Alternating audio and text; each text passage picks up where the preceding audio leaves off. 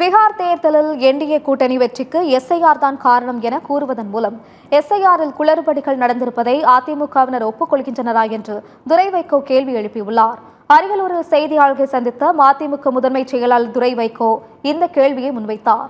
கோவை மற்றும் மதுரைக்கு metro rail திட்டம் ரத்து செய்யப்பட்டதற்கு கண்டனம் தெரிவித்த அவர் திருச்சிக்கும் மெட்ரோ ரயில் திட்டம் கொண்டுவர வேண்டும் என வலியுறுத்தினார். 2 ஆண்டுகளில் செய்ய வேண்டிய எஸ்ஐஆர் பணிகளை ஒரே மாதத்தில் ஏன் செய்ய வேண்டும் என கேள்வி எழுப்பினார். மதிமுகவுக்கு அங்கீகாரம் கிடைக்கும் வகையில் சட்டமன்ற தேர்தலில் போட்டியிட வேண்டும் என தலைமையிடம் வலியுறுத்தி இருப்பதாகவும் துரை வைகோ கூறினார். அது எஸ்ஐஆர்னால வெற்றி பெற்றிருக்கிறதுங்கிறது அதிமுகவுடைய சில முக்கியமான ஒரு தலைவர்கள் சொல்லியிருக்கிறாங்க. அதுல என்ன வேடிக்கைன்னா, அப்போ ஒத்துக்கிறாங்களா?